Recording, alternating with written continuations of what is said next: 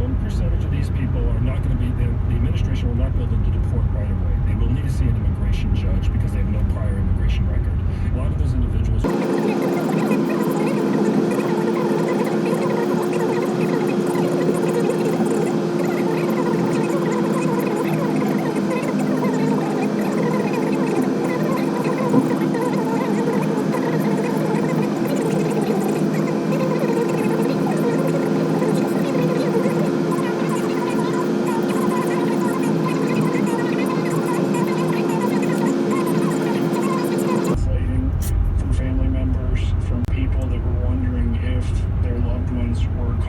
some of these raids, and we've really had that same thing continue to happen into today. It happened last night. We have a 24-hour emergency cell phone line that was ringing off the hook for most of the night last night. When you say you got calls from children, some translating for relatives, what did that call sound like? What kinds of questions were you getting? Really just where their family members are. A lot of people were confused about what the process is now because their family members were zip-tied and or led onto buses, and then they were just gone. So it was questions like, where are they now? What will happen next? Will they be deported immediately? Just basically who, what, when, where, how, and why. So I understand you're about to head out soon to actually meet with some of the affected families. What's your plan for them? So we're going to be handing out coloring books and teddy bears to kids. We're going to be handing out water, snacks, different things to families that have been affected by this. And we're just going to be offering a lending hand to these people and being there supporting them. And if they want advice or counsel about what the next steps are or what the process will look like for their family members, we're going to be there for them and meet them where they are. Can you give us an example or tell us a story of one of the families that you're having to help now? Sure. We heard from a family member of someone who was picked up yesterday, and this family member was concerned because the person that was detained has diabetes and they need insulin. So we've been in contact with ICE to locate this person to ensure that their needs are met from a medical perspective. But we've been hearing from moms, dads, brothers, sisters, cousins, children. It really runs the gamut. You know, the ripple effects from this can't be overstated. Last night, some of the detainees were released. What have we learned about who they are? The distinction last night was people that have children that don't have anyone to care for them. Maybe it was a single mom or a single parent that didn't have other family members in the area. And apparently Homeland Security investigations made cell phones available to them to try and facilitate them making sure that their children were taken care of. What kinds of charges are these people facing? A lot of these people are going to be facing charges based on the fact that they were an alien present in the U.S. who was never admitted or paroled into the U.S., or they were legally admitted or paroled into the U.S., but maybe overstayed their visas or committed a crime which could make them removable. So those are the things that we're going to be looking for on their notice to appear to make sure that it has everything that it needs. Is Jackson's legal community prepared for this? I don't know how many immigration lawyers are down there, but we often hear about a backlog in the courts. There's not many immigration lawyers in Mississippi. We don't actually have an immigration court in Mississippi. The closest courts are in Memphis and New Orleans.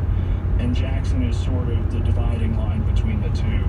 But I've been really lucky to be a part of the American Immigration Lawyers Association. We have a subgroup, the Mid-South group, who right now are coordinating efforts for pro bono lawyers to do remote consultations and get information to people where it's needed the most. And that has been really, really inspiring to see people from all over the country reach out and asking how they can help.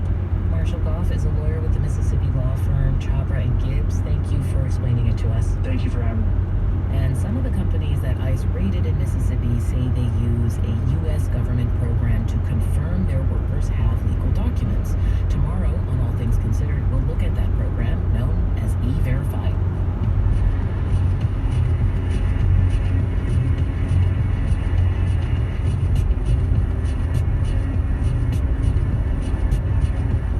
Serving Rhode Island and southeastern Massachusetts.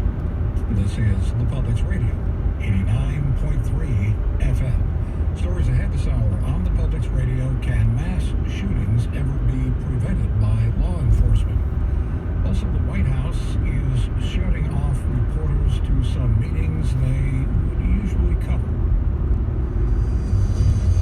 Glaring and humid overnight and upper 60s. Sunshine, low 80s tomorrow. Sunny, about 80s Saturday. Sunny, upper 70s on Sunday. Listener support for the Public's Radio includes donors Richard and Roxana in Providence. There's also support from Johnson and Wales University, offering an EDD program since 2009. Small classes and dissertation support allow most students to complete the program in 3 years. Information at jwu.edu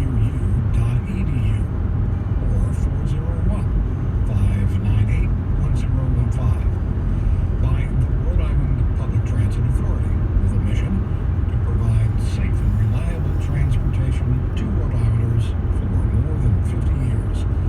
Real-time travel information at ripta.com. And also support from the Newport Restoration Foundation, featuring Rough Point, Doris Duke's art-filled mansion with panoramic ocean views of Newport. Tourism programs at newportrestoration.org. It's 5:20. On Political Roundtable tomorrow, our guest is Rhode Island GOP activist and First Lady of Cranston, Barbara Ann Fenton. Topic number 1 is what to do about mass shootings. At the end of the day, the person who's at fault is the one who's pulling the trigger. We can do a lot more. We can look at hardening around the schools, but then we all have to look at the long-term goals and work together on fixing many of the cultural things that are adding to the violence. Tomorrow, during Morning Edition on the Public's Radio. Support for NPR comes from this station and from Visiting Angels, professional caregivers assisting adults at home in bathing, dressing, meals, and light housework nationwide.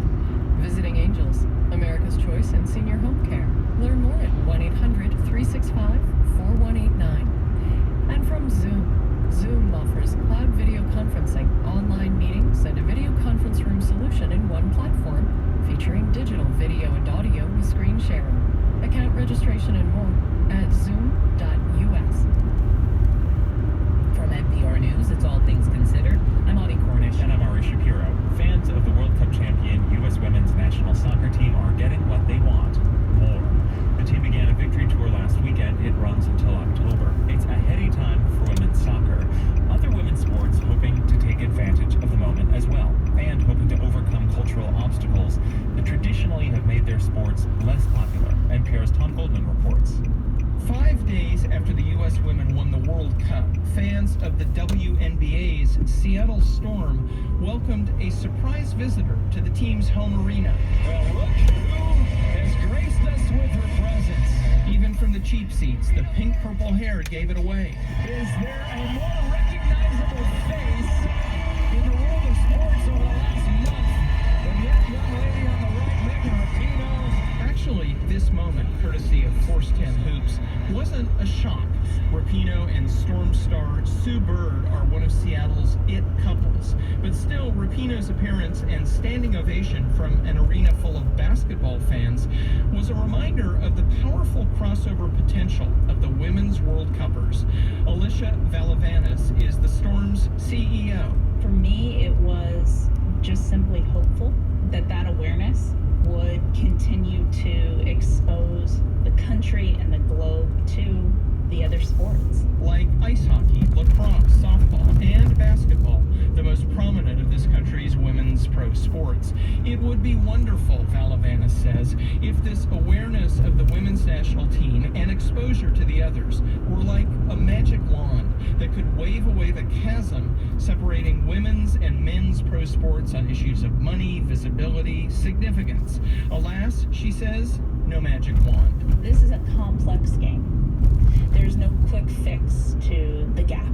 Talking is a start. Rapinoe and her soccer teammates have done plenty of that about the gap in pay and inferior inferior travel conditions. WNBA players are confronting similar issues. Seattle forward Alicia Clark says she's been inspired by the soccer team. They're helping grow the confidence of women athletes to speak up for what we feel is right. But if a conversation about women's sport truly has been sparked by the success and audacity of the U.S. women's national team, ultimately it has to confront an uncomfortable truth, says Jenny Gilder. Invisible and cultural bias against women professional athletes. Gilder has owned the Seattle Storm with two other women since 2008.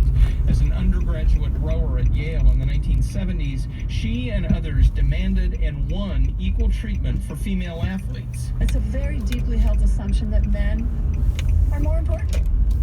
And you actually start seeing that in sports at a very young age. By the time kids reach high school, she says, this interest in primarily supporting boys' sports has been well established. The traditional argument is male sports are better because the athletes mostly are bigger, stronger, faster. It's what often tips the balance, says Gilder, when fans have a choice between paying money to watch a men's pro sporting event or a women's. It's a choice the WNBA knows all too well. In each of its 23 years, the league reportedly has never made a profit. In Seattle, the quest to boost attendance has included a promotion offering free tickets if you donate blood. 29-year-old Jordan Lake and two friends took advantage at a recent home game, their first WNBA experience. It's entertaining. I've grown up with sports. I love sports. You gotta find something else to watch in the off-season of football, I suppose. Despite the athleticism on display in a tight competitive game, Lake said he probably wouldn't come back if he had to pay for a ticket. Still, in light of the women's soccer success, is there the chance to nudge a cultural change more toward women's sports? I absolutely believe that it's possible. Storm owner Jenny Gilder. At the same time, I am a business person and I've been in this business for 12 years and I'm not betting on it. She's hopeful, though, and a new plan could help fuel that hope. This winter, some of the WNBA's best players will tour the country as part of the lead-up to next summer's Olympics. The training and games were designed to increase visibility for the players and to connect them more with fans. Seattle guard Sue Bird helped come up with the idea. Her inspiration, in large part, the electric experience of the U.S. women's national soccer team. Tom Goldman, NPR News, Seattle.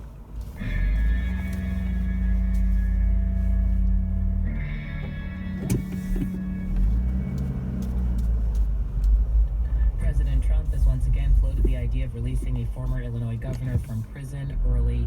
A jury convicted Rod Blagojevich of trying to sell Barack Obama's U.S. Senate seat once Obama was elected president. The former Democratic governor is now halfway through his 14-year prison sentence. From member station WBEZ in Chicago, Tony Arnold reports on how Trump's comments have united Illinois Republicans and Democrats. Former Illinois Governor Rod Blagojevich went down in infamy with this 2008 secretly wiretapped catchphrase.